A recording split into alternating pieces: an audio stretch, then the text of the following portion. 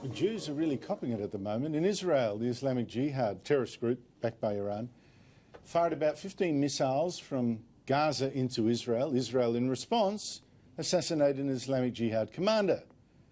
And the Islamic Jihad then, this week, fired another 360 rockets into Israel. It's a miracle that no one was killed.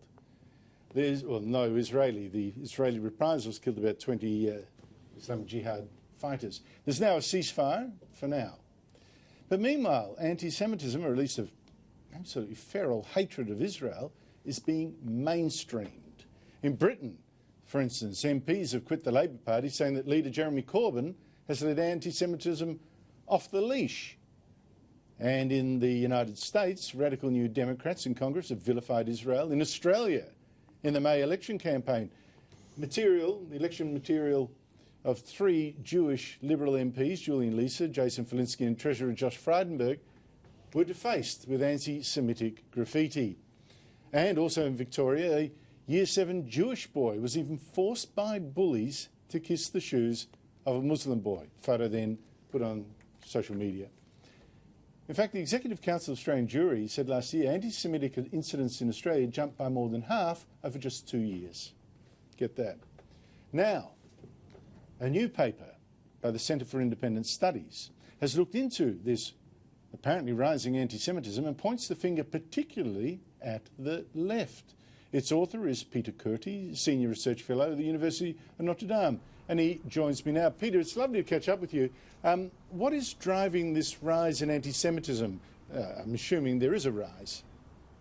Well, thanks, Andrew. There is a rise in anti-Semitism, which is an ancient hatred that we've had in our lives, in our societies for many, many hundreds of years, thousands of years, in fact. It's an ancient hatred. It's taking a new form with this left-wing anti-Semitism that's been emerging over the last 50 or 60 years, and I think finds its roots in 2 things. First of all, in the Marxist ideology of the 19th century, which first raised this notion of the Jewish question, which raised economic suspicions about the influence of Jews in society.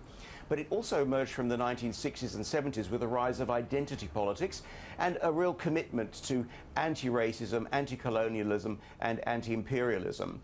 And Israel, in the minds of many people on the left, is seen as being an example of a state that is racist, that is colonialist, that is a colonial state, and that is an imperialist state. And so that's why the country is attracting the particular ire of people on the left, most notably amongst the squad in the Democratic in the US Congress, on the Democratic Party, as you mentioned, and of course Jeremy Corbyn, the leader of Britain's Labour Party. Corbyn himself would say that he's not... Sorry, go ahead. Yeah, well, I'll get to Corbyn in a second, but I also think, the fact is people on the left tend to be suspicious and resentful and jealous of richer people. You've got rich Israel and poor enemies around it, so they pick the poor enemies rather than look at the merits of the argument. But Peter, I hear a lot of people on the left defend this, what we're calling anti-Semitism. They say that they're not anti-Semites, they're just anti-Zionism. They're anti the nastiness of Israel. Are you buying that excuse? No, I don't buy that excuse, because these are the sorts of arguments that actually lead to questioning the legitimacy of the state of Israel. There are lots of countries with flaws. We think of Sudan, we can think of Saudi Arabia, we can think of any number of countries. Criticisms of those, even Syria, for example, criticisms of those countries seldom lead to questions about a questioning of the legitimacy of those countries' existence. But that's exactly what happens with Israel. And so this anti-Zionism spills over into a form of anti-Semitism, because it's denying the legitimate right of the Jewish people to a national state of their own, which was something, of course, that was supported by the United Nations. Now, you started to mention Jeremy Corbyn, the British Labour leader. Britain's obviously going to an election now in December.